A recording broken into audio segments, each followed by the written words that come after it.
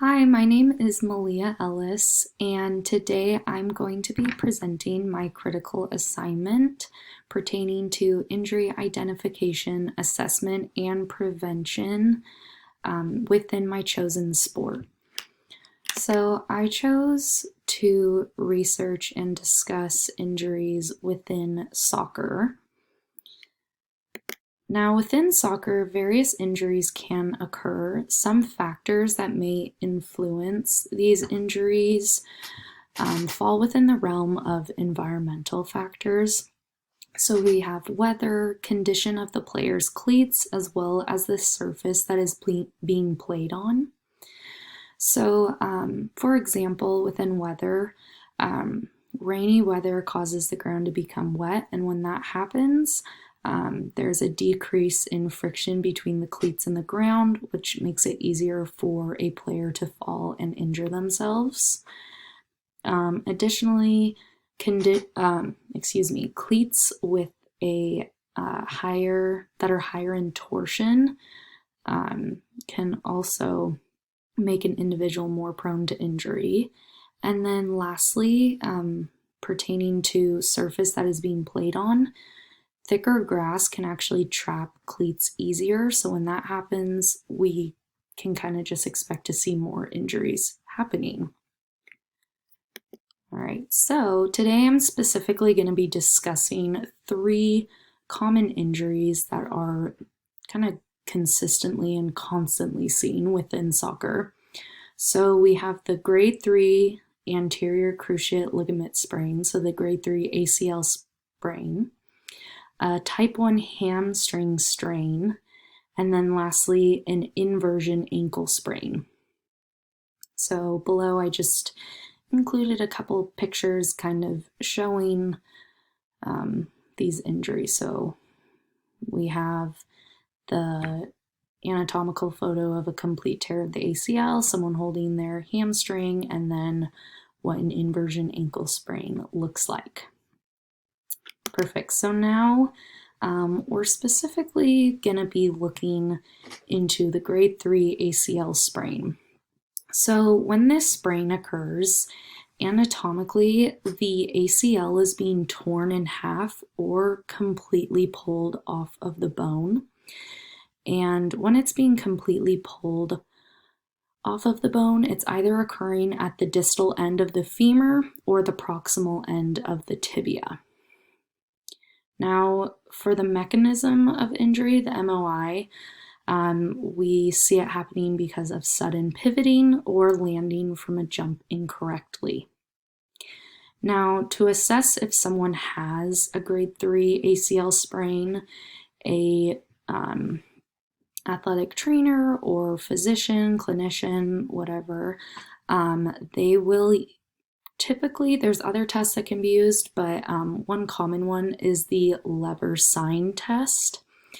So within the Leber sign test, the clinician will have a patient lie down supine, so lying down on their back with their injured knee in full extension, and they'll also have the heel resting on the table. The clinician will then place a closed fist under the proximal, third end of the calf, and then with the other hand, they'll push down on the distal third of the quadricep muscle. And so if the heel stays on the table while this movement occurs from the clinician's point of view, the ACL is not intact, proving it to be a positive test. All right, and then for treatment, with a grade 3 one, which is a complete tear, the only treatment that can occur is surgery. So within surgery, the ACL is replaced with a tissue graft that mimics the natural ACL. Okay, so now we're going to go through some preventative and rehabilitative exercises within or relating to that ACL sprain. So some preventative exercises that can be done are bilateral squats. And so if I were to build an exercise plan, I would have an athlete do 2 sets of 8 to 10 reps about 5 times per week of those bilateral squats. And then once they get a good feel for those and they're feeling very strong, I'd go ahead and have them progress into doing a single leg squat, which is going to be much trickier. Another preventative exercise could be walking lunges, and I'd have them do that 2 sets of 8 to 10 reps on each leg, about 5 times a week again. And then to progress from walking lunges, I would have them progress into a forward lunge with the Bosu ball. So you place the Bosu ball with like the ball side facing up, and you would go into that forward lunge having that front foot land onto the ball. So you're kind of doing a lunge partially on an unstable surface.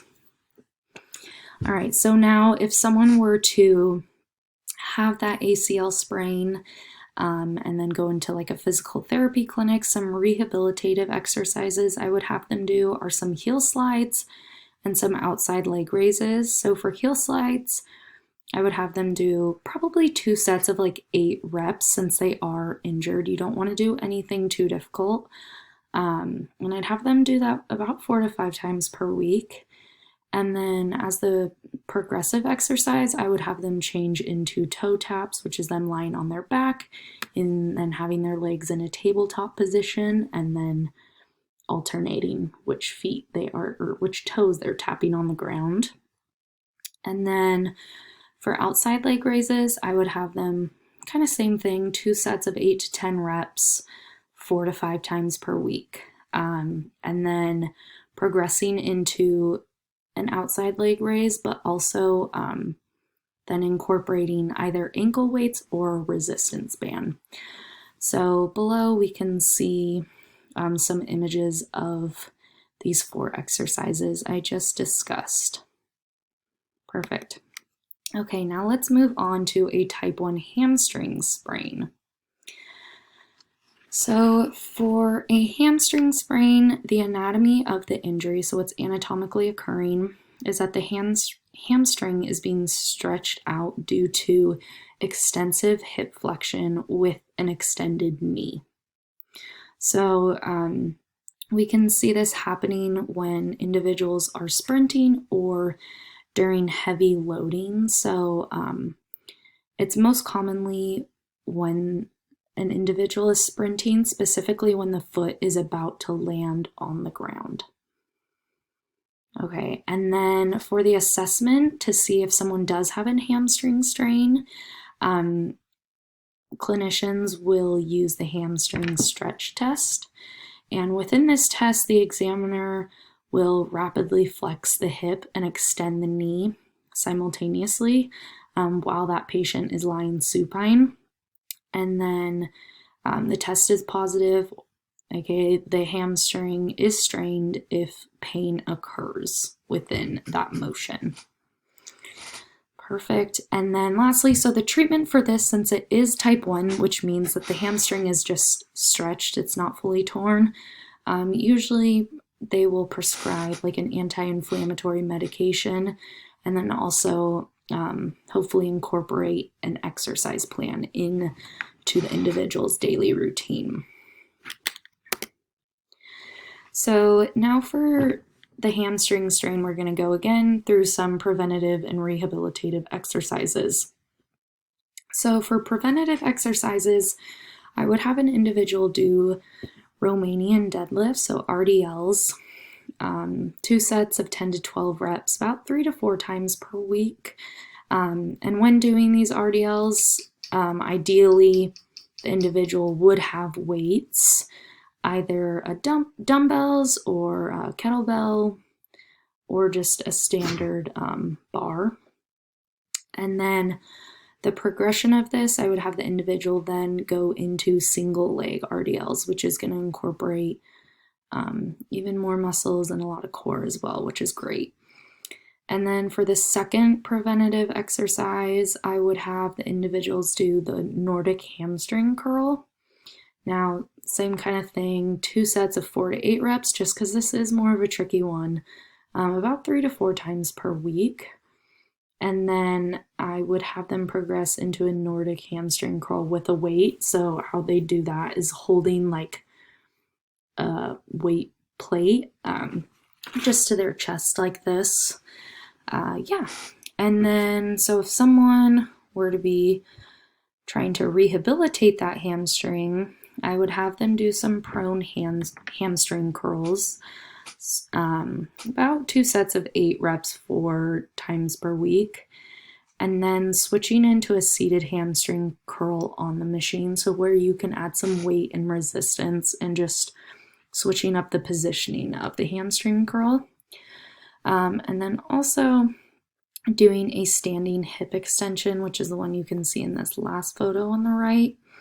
I'd have them do 2 sets of 8 reps about 4 times per week. And then once they're feeling pretty comfortable with it, I would incorporate a resistance band. So either tied to, say, this chair or their other ankle. And an ankle weight would also be a great substitution as well instead of a resistance band. So yeah, as you can see, those are the 4 photos of those 4 exercises. Perfect. All right, moving on. Okay, so lastly, we have an inversion ankle sprain. So within an inversion ankle sprain, the lateral ligaments are being stretched or completely torn. This typically occurs because the foot is twisting upward and the ankle rolls inward. And then this can happen because of just kind of running funny or stepping in a hole. Yeah, I mean, I know people that have done it while just like simply walking. So to test for this, people or clinicians will constantly use the anterior draw test. So within this assessment, the patient sits at the edge of the treatment table with their ankle at 90 degrees. And then the examiner will grasp the lower tibia in one hand and the calcaneus in the palm of the other hand. So kind of like this. And then the examiner will then push the tibia back and pull the calcaneus forward. And so if the person does have a sprained ankle or ligaments are torn, the foot will slide forward and it will sometimes make kind of like a loud noise as well. So when this occurs, treatment, you want to follow the RICE protocol, so rest, ice, compression, and elevation. Also, anti-inflammatory medication can be prescribed, and then strengthening, stretching, and balancing exercises can be implemented as well. Okay, and then, so yeah, for the inversion ankle sprain prevention and rehabilitation, we have our 2 sets of exercises. So for the preventative exercises, I would do, once again, walking lunges, 2 sets of 8 to 10 reps on each leg, about 3 to 4 times per week. And then I would, once again, have them progress into a forward lunge with that Bosu ball. Then another great exercise would be a bilateral squat on an unstable surface, like a Bosu ball. And then doing that about 4 to 5 times per week, 2 sets of 10 to 12 again, and then progressing into a single leg squat on an unstable surface. So that's one's going to be pretty tricky, but as long as you stick with the bilateral squat on the unstable surface, I think you can do it. For the rehabilitative exercises, you can do alphabets, which is writing the alphabet kind of with your ankle, moving your ankle rather than your leg. So I'd have the individual write out the entire alphabet with your foot once, about 3 to 4 times per week, and then progressing into alphabets with a resistance band. And then also some heel raises, about 2 sets of 8 to 10 reps, 3 to 4 times per week, and moving into a single heel raise once the patient feels comfortable.